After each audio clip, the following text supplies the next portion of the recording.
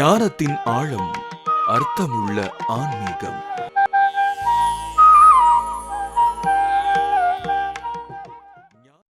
அருட்பெரும் ஜோதி, அருட்பெரும் ஜோதி, தனிப்பெரும் கருணை, அருட்பெரும் ஜோதி. இப்போ எத்தனை கோடி இருக்குங்க? 800 கோடி. பாரதி பாடினான் இந்தியாவிலே 30 கோடி முகமுடையாள் பாரத மாதா என்று. 1920 30 கோடி. இப்பொழுது 95 ஆண்டுகள் கழிந்த பிறகு இப்பொழுது எவ்வளவு இருக்கின்றோம்? 120 கோடி இந்தியாவில் மட்டும். உலகத்திலே 800 கோடி. அப்பொழுதே ஆங்கிலேயர்கள் பயமுறுத்தினார்கள். பாப்புலேஷன் தியரி, மனிதர்கள் இப்படி பெருகி கொண்டே போனால் உணவு கிடைக்காது, பஞ்சம் வந்து மனித குலமே அழிந்து போகும் என்று சொன்னார்கள். உண்மையா? நாம் வாழ்ந்து கொண்டு தானே இருக்கின்றோம். இப்போல்லாம் 3 வேளை 6 வேளை சாப்பிட்றாங்க. அவ்வளவுக்கும் உணவு உற்பத்தி ஆகி கொண்டு தான் இருக்கின்றது. ஆக இறைவன் எடுத்து எடுத்து எல்லா உலகத்திற்கும் இருக்கின்ற உயிர்களுக்கு வழங்கினாலும் அணுவளவும் குறையாத வள்ளல் தன்மை கொண்டவன் அருட்பெருஞ்சோதி ஆண்டவன் என்று அகவழியிலே நமக்கு வள்ளல் பெருமான் சொல்லுகின்றார். இந்த 800 கோடி அல்ல, 80,000 கோடி ஆனாலும் வேறு கிரகங்களுக்கெல்லாம் சென்று நாம் வசிக்கலாம் என்று வள்ளல் பெருமான் சொல்லுகின்றார். எந்த விஞ்ஞானிக்கும் புரியாத விஷயங்களை எல்லாம் வள்ளல் பெருமான் நமக்கு சொல்லுகின்றார். தன்னுடைய தத்துவம் முழுவதையும், யோகம் முழுவதையும் இங்கே நமக்கு காட்டியிருக்கின்றார். இந்த இடத்திலே ஒரு விஷயத்தை நான் உங்களுக்கு சொல்ல விரும்புகின்றேன். அடிக்கடி நான் ஏன் யோகத்தை பற்றி சொல்லி தருகின்றேன், உங்களுக்கு ஏன் அதை இங்கே பயிற்சியாக கொடுக்கின்றேன் என்பதனுடைய விளக்கத்தை நான் சொல்லி புரிய வைக்க விரும்புகின்றேன். கடந்த 150 ஆண்டுகளாக சுத்த சன்மார்க்கம் இந்த உலகத்திலே திகழ்கின்றது. ஆனால் ஒரு 10 ஆண்டுகளுக்கு முன்பு வந்த இயக்கங்கள் எல்லாம் பார்த்தால் உலகெங்கும் பரவி இருக்கின்றன. சுத்த சன்மார்க்கம் அவ்வாறு பரவவில்லை. ஒரு முக்கியமான காரணம், நாம் புலாலை கண்டிப்பது. கறி சாப்பிடாதனால பாதி பேர் வர்றதில்லை, அது ஒரு காரணம். ஆனால் இன்னொரு காரணம், தவறான ஒரு பொய் பிரச்சாரம் சுத்த சன்மார்க்கத்தின் மீது நடத்தப்படுகின்றது. என்னுடைய காதுகளிலேயே நான் பலமுறை கேட்டிருக்கின்றேன். அங்கே போகாதப்பா, அவங்க வள்ளலார் குரூப்பு, சுத்த சன்மார்க்கிகள், அவங்க வெள்ளையா உடுப்பு போட்டுக்குவாங்க, சோறு போடுவாங்க, சோம்பேறிகளை வளர்த்துற கூட்டம், அவங்களுக்கு யோகம் தியானமெல்லாம் தெரியாது. இப்படியே பேசுகின்றார்கள் பல பேர். சொல்லிவிட்டு வெறும் கற்றுக்குட்டியான ஒரு யோகாசிரியரிடம் போய் 7,000 10,000 கொடுத்து நோயை வாங்கி கொண்டு வருகின்றார்கள். இதை நான் பார்த்திருக்கின்றேன். உண்மையிலேயே வள்ளலாருக்கு யோகம் தெரியாதா? தியானம் தெரியாதா? ஏன் இந்த மாதிரி பொய் பிரச்சாரம் பேசுகின்றார்கள் என்று சுத்த சன்மார்க்க தியானங்கள் என்று எங்களுடைய சபையிலே 50க்கும் மேற்பட்ட தியானங்களை நான் சொல்லிக் கொடுத்திருக்கின்றேன். மலேசியாவிலாகட்டும், ஆஸ்திரேலியாவிலாகட்டும், சுத்த சன்மார்க்கத்திலிருந்து வள்ளலாருடைய வார்த்தைகளிலிருந்து 50க்கும் மேற்பட்ட தியானங்களை நான் சொல்லிக் கொடுத்திருக்கின்றேன். அதேபோல் 36 யோகங்களை எனக்கு தெரிந்து உலகத்திலே வேறு யாருக்கும் தெரியாத, இதுவரை நாம் கேள்விப்பட்டே இருக்காத யோகங்களை எல்லாம் வள்ளல் பெருமான் சொல்லித் தருகின்றார். ஒரு சின்ன உதாரணம் சொல்லுகின்றேன். சிற்றபையின் கண்ணே கவனம் வைக்க, எப்போதும் சிற்றபையின் கண்ணே கவனம் வைக்க, அதற்கு முதலில் புருவ மத்தியன் கண்ணே கவனம் வைக்க. இது நமக்கு நித்திய ஒழுக்கத்திலே, கரண ஒழுக்கத்திலே மனதை எப்படி வைத்துக் கொள்வது என்கின்ற குறிப்பிலே வள்ளல் பெருமான் நமக்கு தருகின்றார். சரி, எப்போதும் சிற்றபையின் கண்ணே கவனம் வைக்க உண்மைதான். எங்கே இருக்கு சிற்றபை? தெரிஞ்சாதானே கவனம் வைக்க முடியும். இதுவரை யாராவது சொல்லி இருக்கின்றார்களா? இயேசுநாதர் சொல்லுகின்றார். அவர் ஒரு சித்தர் தான். அவர் சொல்லுகின்றார், ஐயா, பரலோக சாம்ராஜ்யம் எங்கே இருக்கின்றது? ஒரு சீடன் கேட்கின்றான். உனக்குள்ளே இருக்கின்றது. அவ்வளோதான் பைபிள், அதுக்கு மேலே சொல்லி தரல. உனக்குள்ளே. சரி, இந்த 6 அடி உடம்புல எந்த இடத்துல தெரியல, விளக்கம் இல்லை. அங்கே இருந்து தமிழ் சித்தர்களிடம் வருகின்றோம். சித்தர்களிடம் வந்தால் அவர்கள் என்ன சொல்லுகின்றார்கள்? உச்சிக்கு கீழே உள்நாவுக்கு மேலே வச்ச விளக்கு எரியுதடி. இன்னும் கொஞ்சம் தலையில் தான் இருக்குது, உடம்புல இல்லை என்று சொல்லிட்டாங்க. உச்சிக்கு கீழே உள்நாவுக்கு மேலே வச்ச விளக்கு எரியுதடி. இது ஒரு சித்தர் சொன்னார். சரி, திருமூல இன்னும் கொஞ்சம் தெளிவாக சொல்றார். நெற்றிக்கு நேரே புருவத்து இடைவெளியில் உற்று உற்று பார்க்க ஒளிவிடும் மந்திரம் பற்றுக்கு பற்றாய் பரமன் இருந்த இடம் சிற்றம்பலம் என்று தெரிந்து கொண்டேனே சொல்றார்.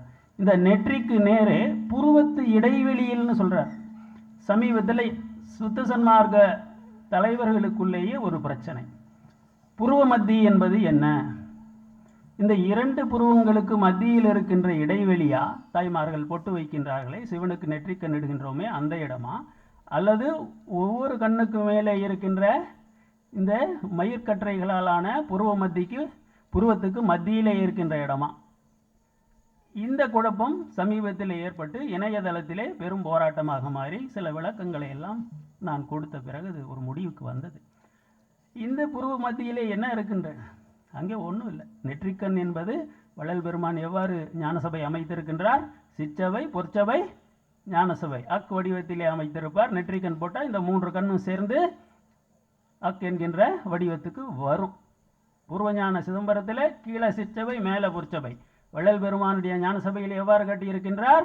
அக் என்கின்ற முக்கண் வடிவத்திலே காட்டியிருக்கின்றார். இதெல்லாம் நம்ம சொல்லிட்டோம். திருமூலரோ சித்தரோ இயேசுநாதரோ சொல்லாத தெளிவான விளக்கத்தை வள்ளல் பெருமான் எவ்வாறு சொல்லுகின்றார்? திருநிலை சிவவெளி, திருநிலை தனிவெளி சிவவெளி எனுமோர் அருள்வெளி பதிவலர் அருள் பெருஞ்சோதி தெளிவாக சொல்லிட்டார். ஆனால் நமக்கு தினமும் நாம் பாராயணம் செய்கின்றோமே ஒழிய இதற்கு உள்ளே இருக்கின்ற அந்த யோகம் நமக்கு புரியவில்லை. அது செய்யுளாக இருக்கு. உரையாசிரியர்கள் புலவர்கள் அப்படித்தான் எழுதுவாங்க. அதை நான் அதற்கு உள்ளே இருக்கின்ற யோகத்தை பிரித்து சென்ற வகுப்பிலே உங்களுக்கு பயிற்சி கொடுத்தேன். புருவமத்தி என்பது என்ன, அங்கே எப்படி கவனம் செலுத்துவது, சிற்றவை என்பது என்ன, ஒரு எழுத்தை உச்சரித்தால் அந்த எழுத்து எந்த இடத்தில் உற்பத்தி ஆகின்றதோ அந்த இடத்தில் இருக்கின்றது சிற்றவை. அதுதான் இறைவனுடைய வீடு. அங்கேதான் மனிதனுடைய ஆன்மாவும் இறைவனுடைய ஆன்மாவும் ஒன்றாக இணைகின்றன. அந்த சிற்றவையில்தான் மனித உடலும் உயிரும் ஒன்றாக இணைகின்றன. அந்த இடத்தில்தான் மனிதன் பிரபஞ்சத்தோடு இணைகின்றான். ஆக எல்லா இணைப்புகளும், ஆல் சார்ட்ஸ் ஆஃப் யூனியன் எங்கே நடக்கின்றது? இது தெளிவான விஞ்ஞானம். எனக்கு தெரிந்து வள்ளலாருக்கு முன்பு இவ்வளவு தெளிவாக யாரும் சொல்லவில்லை. ஆனால் வள்ளலார் சொல்லியும் அது பாடலாக இருப்பதனால் நம்முடைய மக்களுக்கு போய் சேரவில்லை. இப்பொழுது என்னை போன்ற 1ஆம் கிளாஸ் வாத்தியாருங்களுக்கு என்ன வேலை? அந்த பாடலாக இருப்பதை உரைநடையாக மாற்றி ஒரு பயிற்சியாக உங்களுக்கு சொல்வது. ஏன் யோகம் தேவைப்படுகின்றது? வள்ளலாருக்கு மேல் எனக்கு தெரிந்து ஒரு யோகி உலகத்திலேயே இல்லை. மற்றவர்களை குறைத்து சொல்கின்றேன் என்பதற்காக அல்ல, காலம் அப்படி. பதஞ்சலி முனிவர் அஷ்டாங்க யோகம் ஒரு யோகத்தை சொன்னார். கண்ணன் கீதையிலே 4 யோகத்தை சொன்னான். திருமூலர் 12 யோகங்களை சொன்னார். வள்ளல் பெருமான் கடைசியாக வந்தவர், கடைப்பிள்ளை. அதனால் இதுவரை சொல்லப்பட்ட எல்லா யோகங்களையும் தொகுத்து அவற்றிலே இருக்கின்ற சக்கையை நீக்கிவிட்டு சாரத்தை மட்டும் எடுத்துக்கொண்டு அவற்றுக்கு மேல் இறைவன் தனக்கு நேரடியாக சொல்லி கொடுத்ததை எல்லாம் கூட்டி நமக்கு 36 யோகங்களை கொடுக்கின்றார். வள்ளல் பெருமான் அழகாக ஒரு பாடலிலே சொல்லுவார். ஒரு நாள் உறங்கி கொண்டிருந்தாராம். இறைவன் வள்ளலாரனுடைய கனவிலே வந்து, மகனே, ஞானம் அடைவதற்கு யோகம் ஏதாகிலும் செய்யலாமே, இப்படி உறங்கி கொண்டிருக்கின்றாயே என்று எழுப்புகின்றான். வள்ளல் பெருமான் பதறி போய் எழுந்திருக்கின்றார். இறைவா, நீ எனக்கு யோகத்தை சொல்லித் தருவதாக இருந்தால் நான் கற்றுக்கொள்ளுகின்றேன் என்கின்றான். ஒரு நாள் இரவிலே வள்ளல் பெருமானுக்கு ஆண்டவனை யோகத்தை சொல்லிக் கொடுக்கின்றான். ஒரே ஒரு நாள் இரவு முழுவதும் வள்ளல் பெருமான் அதை பயிலுகின்றார். மறுநாள் காலையிலே என்ன ஆயிற்று? யோக பலன் முழுவதையும் கொடுத்தாய் மறுநாள் காலையே. நம்ம எல்லாம் எத்தனை கோடி ஜென்மம் முயற்சி செய்தாலும் நமக்கு இந்த பலன் கிடைக்கிறது இல்லை. ஐயா, யோக பலன் முழுவதும்னா என்ன அர்த்தம்? இது கூட மற்ற மார்க்கங்களில் தெளிவாக சொல்லப்படவில்லை. ஐயா, சமாதி நிலைக்கு போகலாம், அவ்வளோதான். இல்லை, யோக பலன் என்பது உங்களுடைய உடலில் அமுதம் ஊறுகின்றதா? ஊறினால் நீங்கள் செய்த யோகம் சரி.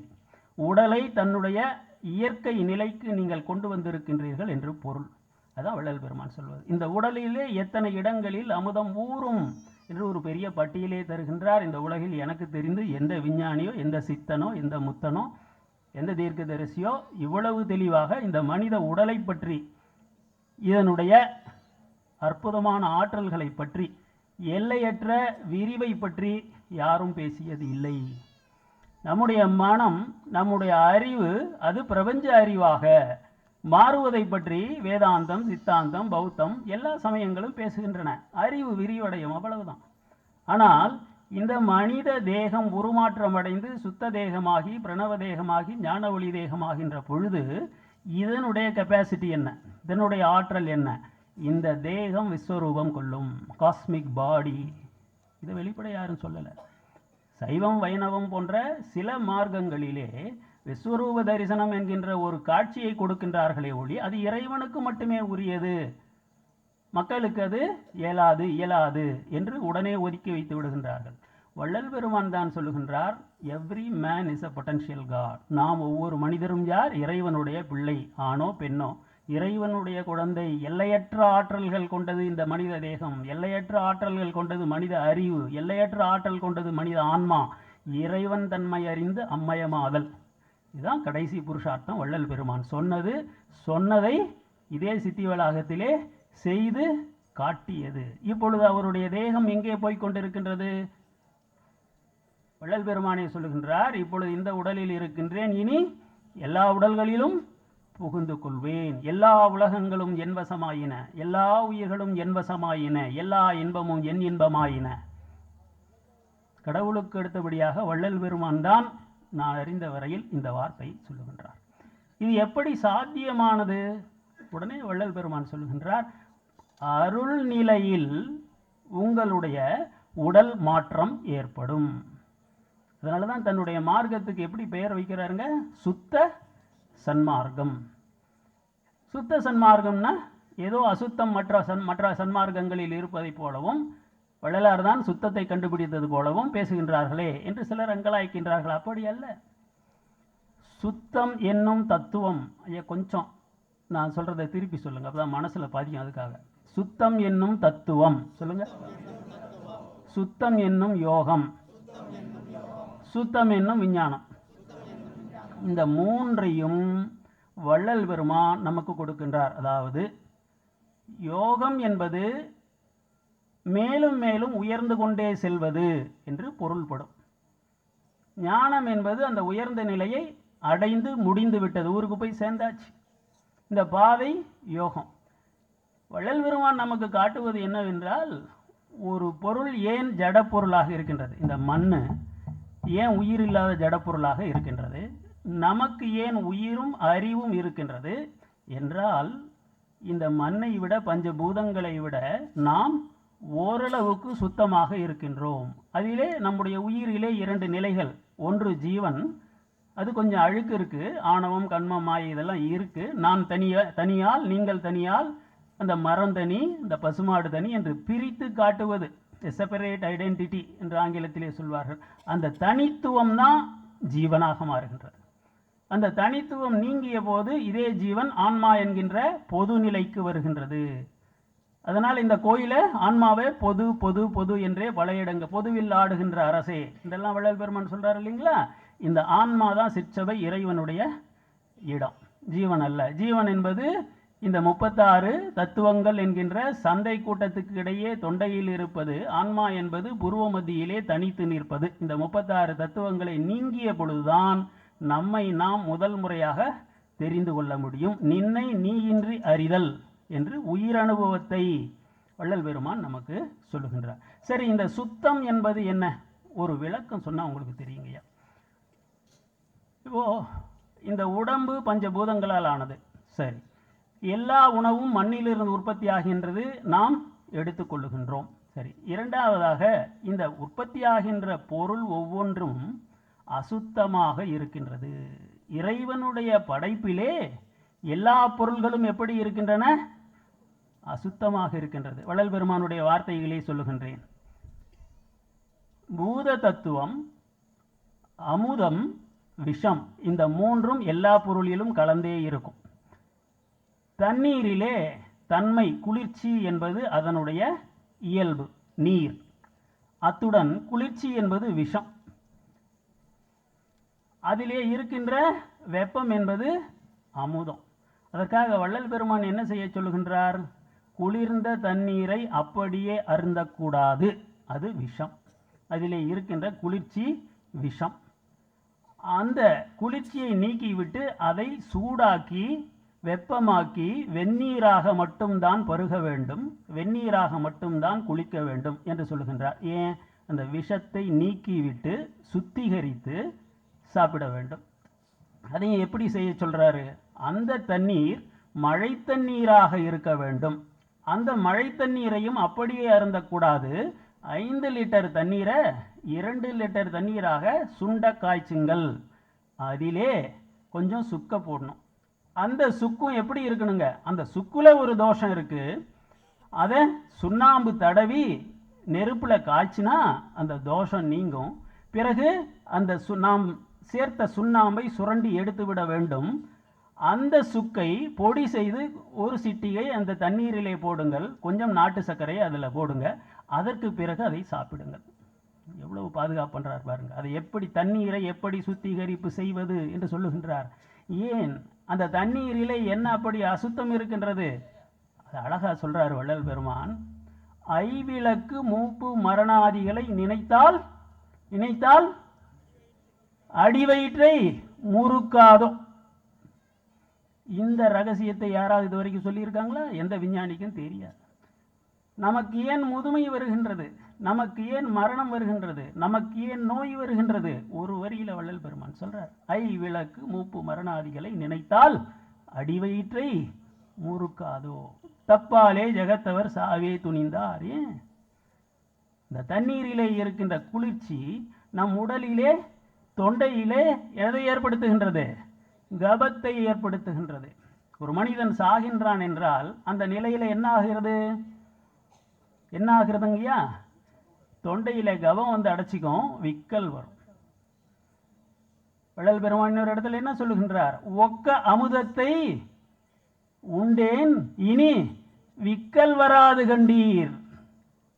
எப்படி சொல்றாரு பாருங்க. இதெல்லாம் சயின்ஸ். வள்ளல் பெருமான் சொல்றது பூரா சயின்ஸ். ஐயமும் திரிவும் அறுத்து எனது உடம்பினுள் ஐயமும் நீக்கிய.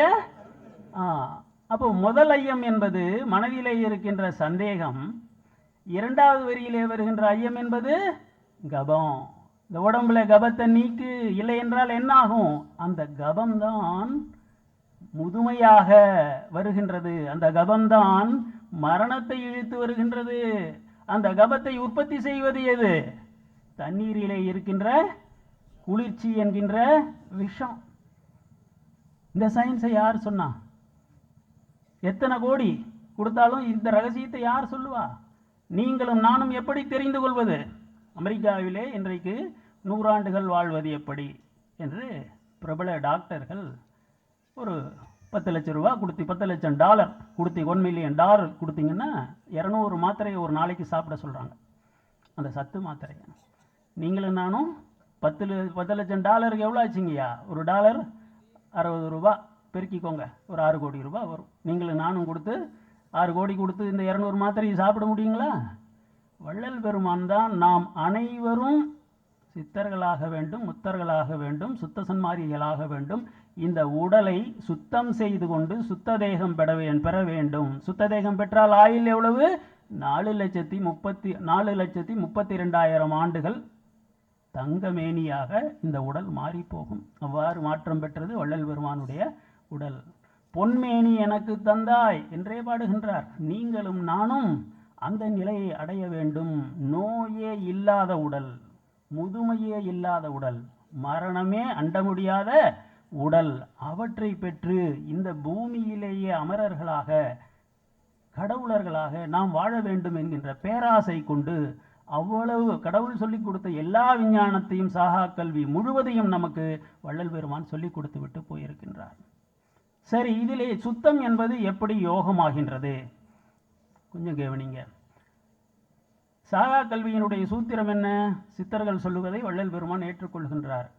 என்னது? சாகாத்தலை, வேகாக்கால், போகா புனல். சரி, சாகாத்தலைன்னா என்னங்க? வள்ளலார் ஒரு இடத்திலே ஒரு செய்தியை சொன்னால் அதிலே நமக்கு ஒரு சந்தேகம் உடனே வரும். ஏன்னா அது டோட்டல் நாலேஜ், அப்சல்யூட் நாலேஜ், முழு அறிவு. நம்முடைய அறிவு ரிலேட்டிவ் நாலேஜ், விண்ணப்பட்ட அறிவு. நமக்கு ஒவ்வொரு செய்தியாகத்தான் புரியும். அவருக்கு எல்லா மொத்த செய்தி, மொத்த அறிவும் ஒரு வினாடியிலே தெரிந்து போகும். அது 10வது நிலை அறிவு, வாழறிவு. சரி, அது போகட்டும். வள்ளல் பெருமான் என்ன சொல்லுகின்றார் சாகாத்தலை என்று? கலை சாகா தலையானை சொல்றாரா? இன்னொரு இடத்துல கலை சாகா தலையானை. கலைன்னா என்ன? கலை என்றால் சுவாசம். யாருடைய தலையிலே இந்த சுவாசம் சாகாமல் எப்பொழுதும் ஓடிக்கொண்டே இருக்கின்றதோ அவர்கள் கடவுள் நிலை அடைந்து விட்டார்கள் என்ற பொருள் தான் கலை சாகா தலையானை. சரி, அடுத்த வரி சொல்றாரு. வேகா காலுக்கு என்ன விளக்கம் சொல்றாரு? பாய்ந்து உள் வேகா காலானை. அடுத்த வரியில வருதா? பாய்ந்து வேகா காலானை. நமக்கு என்ன ஆகுதுங்க? உள்ளார பாய்ந்து இந்த கலை சுவாசம் உள்ளார போகுது, பாய்ந்து உள்ளே போகின்றது, நுரையீரல்களை நிரப்புகின்றது. ஆனால் என்ன ஆகின்றது? உடனே இந்த ஆக்சிஜன் உடலில் இருக்கின்ற எல்லா செல்கள், 100 ட்ரில்லியன் செல்ஸ்ன்னு சொல்றான். ஒரு ட்ரில்லியனுக்கு எத்தனை கோடிங்க? 1000 கோடி. இது கணக்கு போட்டிங்கன்னா எத்தனையோ 1000 கோடி வரும். அவ்வளவு செல்கள் இந்த உடம்பிலே இருக்கின்றன. அவ்வளவு செல்களும் இந்த உடம்பிலே இருக்கின்ற ஆக்சிஜனை எரித்து வெப்பத்தை உண்டாக்கி கொள்ளுகின்றது. அப்பொழுது என்ன நடக்கின்றது? அந்த செயலுக்கு பெயர் என்ன? ஆக்சிஜன் என்கின்ற பிராணவாயு எரிந்து போனால் ஆக்சிடேஷன் என்று பொருள். அந்த ஆக்சிடேஷன் ஏற்பட்டால் என்ன ஏற்படும்? துரு ஏற்படும். இரும்பு எவ்வளோ கனமானதுங்க, எவ்வளோ கெட்டியானது. ஆனால் அந்த இரும்புல துரு ஏறுது. அந்த துரு ஏறினா என்ன ஆகுது? கொஞ்சம் கொஞ்சமாக அரித்து அந்த இரும்பே ஒரு காலத்தில் இல்லாமல் போகின்றது. கனமான கெட்டியான இரும்பு அது காற்றிலே இருக்கின்ற ஆக்சிஜனால் என்ன ஆகின்றது? எரிக்கப்பட்டு துரு ஏற்பட்டு ஒன்றுமே இல்லாமல் போகின்றது. அதே தான் நம்ம உடம்புல நடக்குது. நமக்கு ஏன் முதுமை வருகின்றது? நமக்கு ஏன் மரணம் வருகின்றது? விஞ்ஞானிகளும் டாக்டர்களும் என்ன சொல்லுகின்றார்கள்? ஐயா, உங்க உடம்புல ஆக்சிடேஷன் நடக்குது, ஆக்சிஜன் எரிந்து போகின்றது. அப்பொழுது ஒரு பொருள் உற்பத்தி ஆகின்றது, அந்த துரு. அந்த துருவை நீக்குவதற்கு நீங்க என்ன செய்யணும்? ஆன்டி ஆக்சிடென்ட்ஸ் என்கின்ற சப்ளிமெண்ட்ஸ், வைட்டமின் மாத்திரைகளை, என்சைம்களை, இவற்றை நீங்கள் சாப்பிடுங்கள். என்னென்ன enzyme? A vitamin, B1 vitamin, C vitamin, இவ்வாறு சில என்சைம்களை, சில வைட்டமின்களை எல்லாம் சொல்லி, இது நிறைய இருக்கு, ஒரு 20-30க்கு மேலே இருக்கு. இதையெல்லாம் ஆன்டி ஆக்சிடென்ட்ஸ். இதை நீங்கள் சாப்பிடுகின்ற பொழுது உங்களுடைய உடலிலே ஆக்சிடேஷன் நடந்தாலும், ஆக்சிஜன் எரிக்கப்பட்டாலும் உற்பத்தி ஆகின்ற கழிவுகளை இது நீக்கிவிடும். அந்த பலுவை, சுமையை, விஷத்தை குறைக்கும். ஆகவே ஆன்டி ஆக்சிடென்ட் சாப்பிடுங்க. ஒரு நாளைக்கு 10 சாப்பிட்ற ஆளெல்லாம் நான் பார்த்துருக்கேன். இதை வள்ளல் பெருமான் எவ்வாறு நமக்கு காட்டுகின்றார்? அந்த 21,600 இரும்பு கன்னிகள் கொன்ற இரட்டை வட சங்கிலியை கோயிலுக்கு முன்னால் வச்சிருக்காரு இல்லைங்களா? இந்த பெருவழியிலே கோயிலுக்கு நாம் போகின்ற பொழுது முதல்ல எதை பார்க்குறோம்? முதல்ல பார்க்குறதே சங்கிலி தான். பல பேர் கிராமங்களிலிருந்து வருவார்கள், அந்த சங்கிலியை தூக்கி கண்ணில் வச்சுக்குவாங்க. வியாதி குணமாயிடுச்சு, நீ போ என்று சொல்வதையெல்லாம் நான் பார்த்திருக்கின்றேன். சரி, அது அவர்களுடைய நம்பிக்கை. வள்ளல் பெருமான் அவர்களை காப்பாற்றி கொண்டுதான் இருக்கின்றார். நம்முடைய கேள்வி என்னவென்றால், இந்த இரட்டைவட சங்கிலிக்கு பின்னே இருக்கின்ற தத்துவம் என்ன? இந்த இரட்டைவட சங்கிலிக்கு பின்னே இருக்கின்ற யோகம் என்ன? அப்பதான் நமக்கு பயன்படும். மூன்றாவதாக, இந்த இரட்டைவட சங்கிலிக்கு பின்னே இருக்கின்ற விஞ்ஞானம், அறிவியல் என்ன? இந்த மூன்றையும் கருத்தில் கொண்டுதான் வள்ளல் பெருமான் அந்த சங்கிலிகளை அங்கே போட்டிருக்கின்றார். இதனுடைய தத்துவம் என்ன என்றால், இப்பொழுது நான் சொன்னேன் அல்லவா, இரும்பையே இந்த காற்று என்ன செய்கின்றது? ஆக்சிஜன் துருவை ஏற்றி ஒன்றும் இல்லாமல் செய்கின்றது. ஆகவே அந்த துரு என்கின்ற அசுத்தத்தை, இதனுடைய மூல வார்த்தை துரு எங்கிருந்து வந்துச்சு தெரியுங்களா? துரிசு என்று அழகாக வள்ளல் பெருமான் சொல்வார். தத்துவ துரிசு. எல்லா தத்துவங்களிலும் துரிசு இருக்கும். அந்த துரிசை நீக்கிவிட்டு நீங்கள் உட்கொள்ள வேண்டும். அந்த துரிசு இருக்கின்ற வரை, குற்றம் இருக்கின்ற வரை அது நம்மை பாதிக்கும். இதற்கு 2 விளக்கங்களை வள்ளல் பெருமான் சொல்றார். ஏனென்றால் நான் சொன்னேன், இறைவனுடைய படைப்பிலே, இந்த இயற்கையிலே, பஞ்சபூதங்களிலே, நம்முடைய உலகத்திலே இது அசுத்தமாயாபூத உலகு. இதிலே இருப்பது அசுத்தமாயாபூத அணுக்கள் இயற்கையிலேயே விஷமாக இருக்கின்றன. பஞ்சபூதங்களுமே அசுத்த நிலையில் இருக்கின்றன. ஆகவே இந்த அசுத்த நிலையில் இருக்கின்ற தத்துவங்களை நாம் உட்கொள்ளும் பொழுது நம்முடைய உடலும் என்னவாகின்றது? அதுவும் அசுத்தமாகின்றது. சரி, இந்த பஞ்சபூதங்கள் நமக்கு தேவையா இல்லையா? தேவைதான். இந்த பஞ்சபூதங்களுக்கும் பஞ்சபூதங்களை நீங்கள் கொடுத்து கொண்டே இருக்க வேண்டும். உணவின் மூலமாக, நீரின் மூலமாக, காற்றின் மூலமாக கொடுத்து கொண்டே இருக்க வேண்டும். மண்ணுக்கு தேவை, இந்த உடலுக்கு தேவையான மண்ணை உணவின் மூலம் கொடுக்கின்றோம். இந்த உடலிலே இருக்கின்ற நீர் தத்துவத்துக்கு தேவையான நீரை நாம் அருந்துகின்ற தண்ணீரின் மூலம் கொடுக்கின்றோம். குறிப்பாக உணவை தாவரங்கள் எவ்வாறு தயார் செய்கின்றன? இந்த பஞ்சபூதங்களிலே ஆகாய பூதமும் மண்பூதமும் தானாக வரும். கொஞ்சம் கூட குறைச்சல் இருந்தாலும் பரவாயில்லை. ஆனால் உணவு எதனால் தயாரிக்கப்படுகின்றது? தாவரங்களால். மத்தியிலே இருக்கின்ற 3 பூதங்கள் நீர், நெருப்பு, காற்று. இந்த நீரை மண்ணிலிருந்து வேர்கள் உறிஞ்சு கொள்ளுகின்றன இல்லையா தாவரங்கள். சரி, நெருப்பை எங்கிருந்து எடுத்துக்கொள்கின்றன? சூரியனிலிருந்து. காற்றை எங்கிருந்து எடுத்துக்கொள்கின்றன? காற்றிலிருந்து கரியமில வாயுவை, கார்பன் டை ஆக்சைடு எடுத்து. இந்த 3ஐயும் இணைத்து போட்டோசிந்தசிஸ், ஒளிச்சேர்க்கையின் மூலம் ஸ்டார்ச் என்கின்ற அந்த உணவை உற்பத்தி செய்து காய்களாகவும் கனிகளாகவும் இலைகளாகவும் வைத்திருக்கின்றது. நாம் அவற்றை பறித்து உண்ணுகின்றோம், திருடி திங்கிறோம். அது சம்பாரித்து வைக்கிது. ஒரு புல்லு கூட போய் பிச்சை எடுக்காது. எவ்வளோ பெரிய ஞானி ஆனாலும் மனிதன் என்ன செய்ய வேண்டும்? அம்மா தாயே பசிக்குது, பிச்சை போடு கேட்டாகும். அது தாவரங்கள் இல்லை என்றால் மனிதர்கள் இல்லை, பிராணிகள் இல்லை. ஆனால் வள்ளல் பெருமான் என்ன சொல்லுகின்றார்? இதற்கு முன்பே வள்ளுவன் சொன்னான், அங்கலாய்ப்பில் சொன்னான், இறந்தும் உயிர் வாழ்தல் வேண்டின், இறந்தும் உயிர் வாழ்தல் வேண்டின் பறந்து கெடுக. யாரு? உலகியற்றியான். கடவுள் மேலேயே சாபம் கொடுக்கிறார். பிச்சை எடுத்துத்தான் ஒருவன் உண்ண வேண்டும் என்றால் இந்த உலகை படைத்த பரமன் ஒழிந்து போகட்டும் என்று சாபம் கொடுக்கிறார் திருமூலர், திருவள்ளுவர் நாயனார். ஆனால் விடையை யார் சொல்றான்? ஏன்னா இவர் விஞ்ஞானி. ஒரு கவிஞனாக ஆவேசத்தோடு தர்மாவேசத்தோடு பாடலாம். பாரதி கூட பாடினா இல்லையா? தனி ஒருவனுக்கு உணவில்லை எனில் ஜகத்தினை அழித்திடுவோம். இது தீர்வாகுமா? ஜகத்தினை, இது கோபம், ஆவேசம், அது பார்க்க முடியல. ஆனால் வள்ளல் பெருமான் ஒரு விஞ்ஞானி, மகாகவி, உலக மகாகவி இல்லைன்னு சொல்ல, உலக மகா தத்துவ ஞானி இல்லைன்னு சொல்ல, உலக மகா யோகி இல்லை என்று சொல்லவில்லை. இவற்றை எல்லாம் கடந்து அவர் ஒரு விஞ்ஞானி, பிராக்டிக்கல் மேன். எப்படி இந்த பசியை தீர்ப்பது? சோறு போட்டால் தான் தீரும். சோறு போடாமல் தீருங்களா? ஆரம்பித்தார் ஞானசபையை. என்னைக்கு கடக்கால் அடிப்படை போட்டாரோ அன்னைக்கே பொங்கி போட்டார்.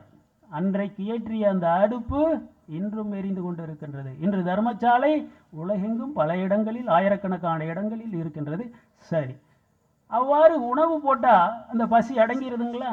4 மணி நேரம் கழிச்சு மறுபடியும் பசி வருது இல்லைங்களா? இதை எப்படி நிரந்தரமாக தீர்ப்பது? அதையும் சொன்னவர் வள்ளல் பெருமான் தான், பிராக்டிக்கல் சயின்டிஸ்ட். நீங்கள் சுத்த சன்மார்க்கத்திலே வள்ளல் பெருமான் சொல்வதை போல் இன்றைக்கு ஆயிரக்கணக்கான பல்லாயிரக்கணக்கான பேர் இந்த பசியை வெல்லுகின்ற முயற்சியிலே ஈடுபட்டு இருக்கின்றார்கள். ஓரளவுக்கு வென்றும் இருக்கின்றார்கள். எனக்கு தெரிஞ்சு பல பேர் ஒரு மாதத்துக்கு ஒரு நாள் ஒரு பிடி பூச தண்ணிக்கு மட்டும் சாப்பிடுவாங்க. அவ்வளோதான் சோறு. மற்ற நேரங்களில் கொஞ்சம் தேன், இன்னும் கொஞ்சம் நேரத்தில் வெந்நீர். இந்த வெந்நீரே போதும் என்கின்றார் வள்ளல் பெருமான். நல்லா கவனிங்க, ரொம்ப முக்கியமான இடம். சுத்த சன்மார்க்கத்தில் தேக விருத்தி செய்வது வெந்நீரே. முடிஞ்சு போச்சு. உலகத்தில் எந்த விஞ்ஞானி ஏற்றுக்க முடியாது, சாதாரண மக்கள் நீங்களும் நானும் புரிஞ்சிக்கவே முடியாது. என்ன இப்படி சொல்கிறார் வள்ளல் பெருமான்?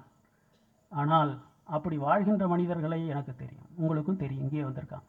தினம் மதியம் 1 லிட்டர் வெந்நீர் மழை தண்ணியை பிடிச்சி வச்சுக்கிறார். அதை சூடு பண்ணுறார். 5 லிட்டர் 2 லிட்டராக கொதிக்க வச்சுக்கிறார். அந்த தண்ணீரை மட்டும் மதியம் 1 லிட்டர் சாப்பிட்றார், இரவு 1 லிட்டர் சாப்பிடுகின்றார். வேறு உணவு கிடையாது. சாதாரண மனிதர்களைப் போல எல்லா வேலைகளும் செய்து கொண்டு இருக்கின்றார். அந்த இடத்திற்கு வந்து விட்டார் ஒரு 10 ஆண்டு சாதனைக்கு பிறகு.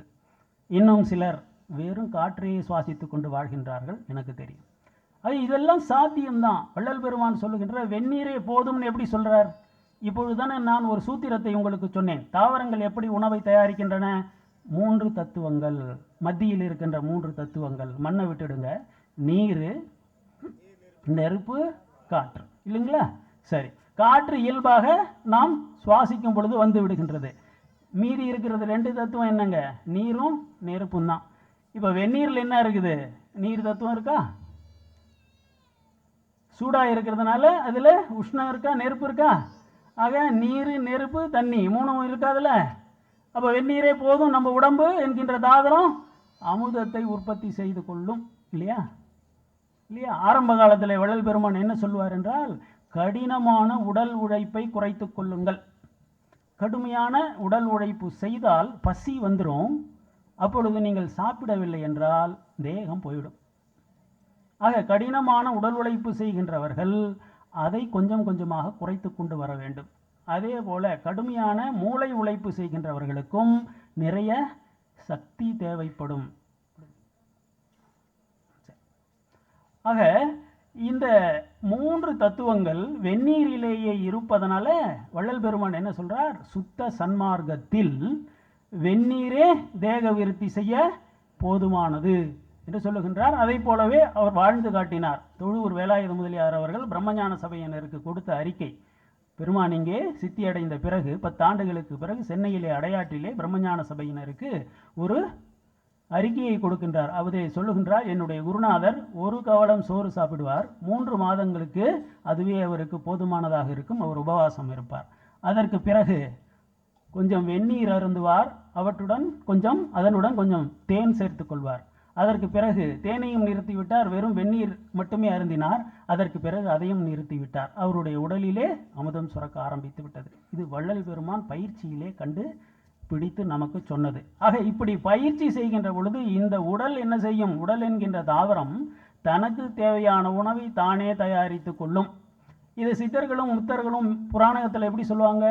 ஒரு முனிவர் தவம் இருந்தார். 12 ஆண்டுகளுக்கு ஒரு முறை அந்த மரத்தில் ஒரு கனி இருக்கும், தொங்கும். அந்த கனியை மட்டும் புசித்து விட்டு மறுபடியும் 12 வருஷம் தவம் செய்ய போய்விடுவார். திரௌபதி அதை ஆசைப்பட்டா. அர்ஜுனன் தன்னுடைய அம்பால அந்த கனியை எடுத்து கொடுத்தான். உடனே கிருஷ்ணன் தோன்றி, போச்சு, நீங்கள் மீண்டும் 12 வருஷம் உபவாசம் இதுக்கு போகணும், இதுக்கு வனவாசத்துக்கு போகணும், 1 வருஷம் அஞ்ஞாதவாசத்துக்கு போகணும். அது மட்டுமல்ல, அந்த முனிவர் எந்திரிச்சு அந்த கனி இல்லைன்னா உங்களுக்கு சாபம் கொடுத்தா 5 பேர் தலைக்கு தீம்பு வந்துச்சுன்னு சொல்லுவோம். இது மறுபடியும் அந்த கனியை கொண்டு போய் அந்த மரத்திலே ஒட்ட வைத்த. இதெல்லாம் கதை. இதுக்கு என்ன அர்த்தம்? 12 வருடங்களுக்கு ஒரு முறை அண்ணாக்கிலே ஒரு துளி அந்த அமுதம் சொட்டினால் அடுத்த 12 வருஷத்துக்கு உங்களுக்கு பசி, தாகம், தூக்கம், களைப்பு, சோர்வு எதுவும் ஏற்படாது. இது யோகிகளினுடைய உணவு. அந்த அமுதம் நம்முடைய அண்ணாக்கில் சொட்ட வேண்டும். யோகிகளுக்கு மட்டுமல்ல, அதற்குண்டான எல்லா வழிமுறைகளையும் வள்ளல் பெருமான் நமக்கு சொல்லிவிட்டு போயிருக்கிறார். சென்ற வகுப்பிலே ஒரு செய்தியை, நமக்கு நேரம் இல்லை, அதுக்காக கொஞ்சம் வேகமாக முடிக்கிறேன். ஒரு செய்தியை நீங்கள் தெரிந்து கொண்டீர்கள். என்ன அது? எத்தனை பேர் செய்கிறீங்கன்னு எனக்கு தெரியல. மழை நீரை மட்டுமே சூடாக்கி அருந்த வேண்டும் என்று சொன்னேன். அதை பயிற்சி செய்பவர்கள் கையை உயர்த்தவும். எத்தனை பேர் செய்கிறீங்க? பரவாயில்ல, ஒருத்தரால் செய்கிறார், சந்தோஷம். இது செஞ்சாதாங்கய்யா வரும். இது விஞ்ஞானம். வள்ளலார் சொல்கிறதுனாலே இதெல்லாம் எதுவும் ஆகிடாது. நம்பிக்கையில் இதெல்லாம் ஆகாது. செய்யணும். வள்ளல் பெருமான் செய்ய சொல்லுகின்றார். செய்யவில்லை என்றால் ஆகாது. சரி, இருங்க. 2வதாக, மழை வரும்போது ஒரு ட்ரம்மில் பிடிச்சி வச்சுக்கோங்க ஐயா. அப்படி தானே செய்கிறாங்க எல்லாம். மழை வருதே, வரும்போது பிடிச்சி வச்சுக்கோங்க. சரி, 2வதாக இன்னொரு செய்தி. காசிக்கு போனால் ஒரு கெட்ட பழக்கத்தை கங்கையின் ஆற்றிலேயே விட்டு விட்டு வர வேண்டும் என்று ஒரு பழமொழி இருக்கின்றது. அது கெட்ட பழக்கத்தை விடுறது இருக்கட்டும். வடலூருக்கு வந்தால் நீங்கள் ஒரு நல்ல பழக்கத்தோடு வீட்டுக்கு போங்கள். அந்த ஒரு நல்ல பழக்கம் இங்கே நம்ம ஒவ்வொரு கூட்டத்திலையும் சொல்கிறோம். சென்ற கூட்டத்திலே உங்களை வெந்நீர், அதாவது மழை நீரை வெந்நீராக்கி அருந்துக என்கின்ற ஒரு பழக்கத்தை ஏற்படுத்தி கொள்ள சொன்னேன். இந்த வகுப்பிலே உங்களுக்கு என்ன சொல்லுகின்றேன் என்றால், வள்ளல் பெருமான் சொன்னதை சொல்கிறேன். ரொம்ப செலவெல்லாம் ஆகாது, நமக்கு தெரிஞ்சது தான். பல தாய்மார்கள் செய்வாங்க. அந்த மாதிரி அந்த பழக்கத்தை ஏற்படுத்தி கொண்ட தாய்மார்கள்லாம் 90-100 வயசுலாம் இருப்பாங்க, நான் பார்த்துருக்குறேன். அது என்ன தெரியுங்களா? தாம்பூலம் தரித்தல், வெத்தலை பாக்கு போடுறது. இது என்ன 5 ரூபா கூட ஆகாது, 2 ரூபா ஆகும் செலவு. வெத்தலை வாக்கு போடணும். அந்த வெத்தலை வாக்கு போடுறதுல நமக்கு எதுவும் தீங்கு வரக்கூடாது. அதிலே என்ன தோஷம் இருக்குது? அதை எப்படி நீக்குவது அதையும் நமக்கு சொல்லி வச்சுட்டு போயிருக்கிறார் வள்ளல் பெருமான். பஞ்ச வாசங்களோடு அவற்றை போடுக. சரி, ஆகவே இந்த வகுப்பிலே உங்களுக்கு கொடுக்கப்படுகின்ற பயிற்சி என்ன? வெத்தலை பாக்கு போடுங்க. பஞ்சவாசன்றது என்ன? உரைநடை பகுதியிலே அழகாக போட்டிருக்கு. ஜாதிபத்திரி, ஏலக்காய், கிராம்பு, தக்கோலம் அல்லது வால்மிளகு, அல்லது அஞ்சாவதாக என்ன? பச்சை கற்பூரம். இந்த அஞ்சையும் சேர்த்து பஞ்ச வாசங்களோடு நீங்கள் தாம்பூலம் தரித்து வாருங்கள். சர்க்கரை நோயாளிகளுக்கு சர்க்கரை லோ சுகர் ஆகாது, ஆனாலும் பாதிக்காது. இப்போ இருந்தே போட்டுக்கிட்டு வந்தீங்கன்னா இளைஞர்கள், உங்களுக்கு சர்க்கரை நோய் வராது. மீண்டும் அடுத்த வகுப்பில் சந்திப்போம் என்று கூறி விடைபெறுகிறேன். அருட்பெரு